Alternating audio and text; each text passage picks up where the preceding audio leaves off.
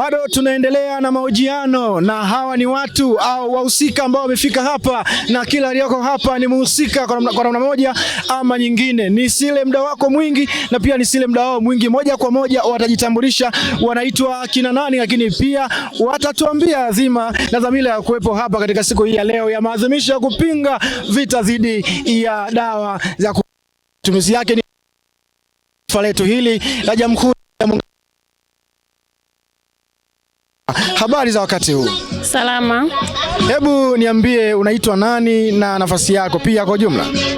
Kwa majina anaitwa Selina Edwini, ni mwanafunzi wa chuo kutoka chuo cha Tabora, na pia ni mwanafunzi ambaye ninasoma kozi ya uadhiri ambao ni usekretari kwa lugha ya Kiingereza. Ndio. Okay, hebu tuambie wewe kama mwanafunzi katika level hiyo ya chuo, unadhani hii siku ya leo ya maadhimisho ya kupinga matumizi ya dawa za kulevya iwekejwe kwa msingi ambao unauona wewe kwa ajili ya kuhakikisha huyu kijana anaondokana na janga hili? Kwa upande wangu mimi, kwanza naomba iwekewe msisitizo, kwa sababu vijana wengi wanapotea kwa kutumia madawa ya kulevya. Kwa hiyo kwanza ikiwekewa msisitizo inakuwa ni vizuri, inatusaidia kuokoa vijana wa taifa letu, kwa sababu ndio nguvu kazi inayotegemewa. Kwa hiyo kwa upande wangu naomba iwekewe msisitizo na iwe na viongozi wa hali ya juu kwa ajili ya kutetea hili swala. Chuoni kwenu kuna programu ya kuweza kusaidia kupinga matumizi ya dawa za kulevya kwa vijana? Ndiyo, hiyo elimu ipo kwa hapa chuoni kwa ajili ya kupinga utumiaji wa madawa ya kulevya. Na huwa inatolewa kwa namna gani? Huwa inatolewa kwa namna ya semina, kukaa na kuelimishwa namna ya kuepuka na kutumia madawa ya kulevya. Nadhani kupitia njia hiyo mmeokoa vijana wangapi au asilimia ngapi ya vijana? Kwa upande wangu naamini tunaokoa vijana wengi, kwa sababu mtu akiwa anatumia kitu ambacho hajui elimu yake ni ipi, ni rahisi kuasilika.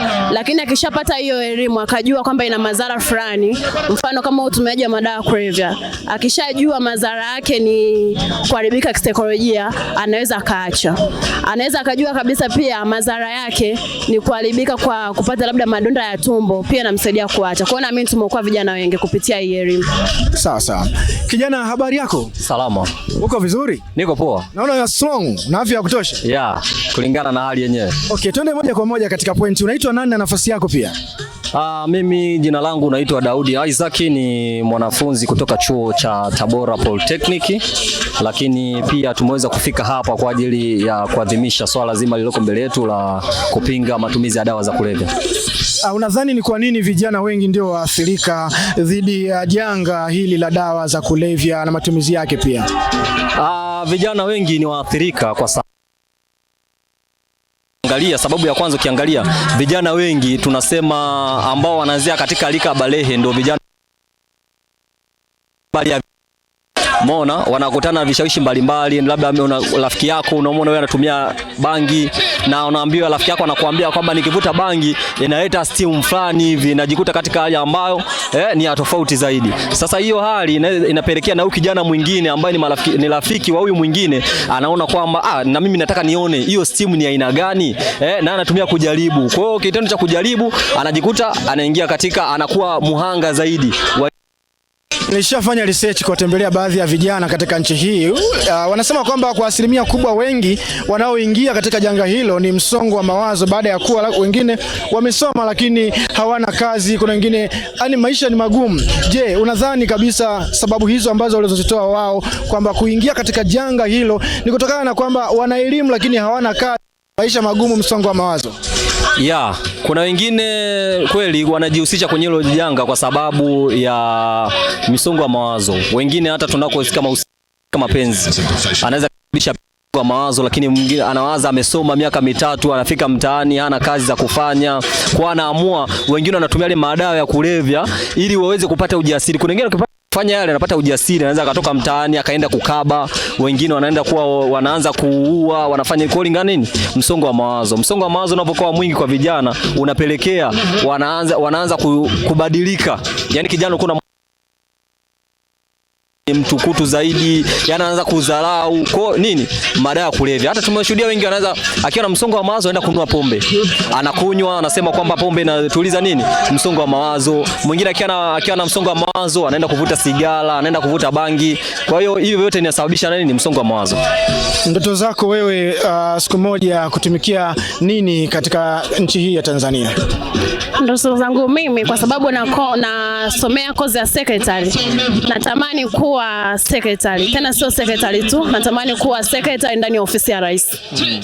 Hongera sana. Asante. Sasa siku zote kwenye moja kuna mbili, kwenye mbili kuna 4 na 5 na kuendelea. Sasa ikitokea ndoto hizo ambazo umeziota ukashindwa kuziishi, unaona, na kuna vijana wanasema kwamba waliingia katika matumizi ya dawa za kulevya kutokana na msongo kukosa kazi. Je, ikitokea ukaacha kuwa secretary katika nafasi hiyo ambayo uko unaishi kuishi, je, utakuwa katika mazingira gani? Utafanya kitu gani kingine? Kwa upande wangu, ikitokea ndoto yangu ya kuwa secretary ndani ya ofisi yote imeshindikana, nitakuwa mfanyabiashara, kwa sababu nina ndoto pia ya kuwa mfanyabiashara mkubwa tu wa kimataifa, sio kitaifa tu. Hata hapa chuoni nimekuwa nikijihusisha na baadhi ya biashara ndogo ndogo ambazo zinanisaidia pia kukimu mahitaji yangu, ikiwemo kuuza urembo kwa wadada, miwani ambao wanaitumia pia kama frame ya kutengenezea lens kwa wadada wanaopendelea kuvaa miwani. Kwa hiyo pia hata biashara nafanya. Kwa hiyo ikishindikana kuwa secretary, nitakuwa mfanyabiashara. Ikishindikana kufanya biashara, nitafanya kazi zingine ambazo ni nzuri, zinaingiza kipato halali kwa nchi yetu ya Tanzania. Kimsingi inaumiza sana na inauma sana muona msichana mwenzio amejiingiza katika matumizi hayo ya dawa za kulevya. Sasa kwa uchungu na maumivu makali kama mwanamke mwenzako ameingia huko, unamwambiaje ili aweze kuishi katika maisha mazuri? Unamwambiaje kijana mwenzako, mwanamke mwenzako? Kwa upande wangu, mwanamke mwenzangu akijikuta yupo kwenye hatua mbaya ya kutaka kufikia hatua ya kutumia madawa ya kulevya, mimi namshauri asitumie, kwa sababu akishajikuta yuko kwenye hiyo hatua, kwanza kubadili na hali kwamba maisha aliyopo ni magumu.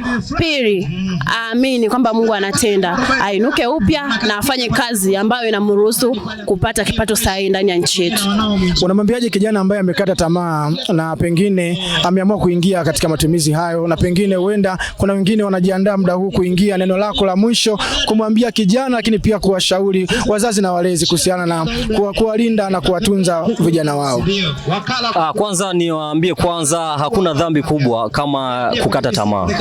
Yaani kukata tamaa ni dhambi kubwa, na kukata tamaa ndio kunapelekea watu wengi wanajiua, wengine utakuta wamejinyonga, mataifa ya kuuana na kuwa ni mengi kwa sababu mtu ameshakata tamaa na maisha yake. Yaani itegemee mtu umekata tamaa, kama wewe mwenyewe umeweza kukata tamaa na maisha yako, nani mwingine anayeweza kuja kukushauri wewe? Kitu ambacho hakiwezekani. Kwa hiyo kitu cha kwanza, wasikate tamaa, wapambane. Tena nakuta mtoto cha ajabu, mtoto wa kiume anakata tamaa. Yaani hicho ni kitu cha kusikitisha zaidi. Utakata tamaa afu unategemea uje uitwe baba wa familia. Unahitaji wewe uje uwe kiongozi wa familia. Afu unakata tamaa kirahisi. Mimi cha kuasihi, naomba wapambane. Alafu kitu kingine kwa wazazi ambao wana watoto, naomba wale katika maadili ambao ni mema kuanzia wakiwa wadogo. Kwa sababu siwezi nikaamini kwamba mtoto unaweza kumlea akiwa chini katika maadili mema hadi anafikia umri wa miaka 18, umri wa kubare, aweze kufanyaje? Kutoka katika zile njia. Atatoka ndio, lakini kama umlea katika misingi ya kidini, misingi ya kimungu, misingi ya kinidhamu, lazima tu kuna vitu atakuwa anafanyaje, anakumbuka.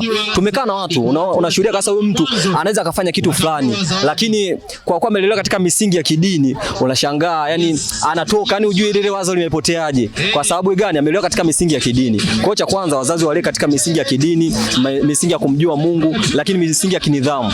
Waheshimiane wao kwa wao, kwamba wewe ni mdogo mheshimu mkubwa, lakini kuanzia kwa wadogo waambie kwamba kuna madhara 1 2 3. Yani mzazi asiogope mtoto kweli kuanzia bado amefikisha miaka 18 ile kubalee, ambao tunayosema kwa sisi wa Tanzania ndio umri wa mtu mzima. Asiogope kumwambia ukweli. Nikushukuru sana, tuhitimishe kwa majina yako na utambulisho wako pia.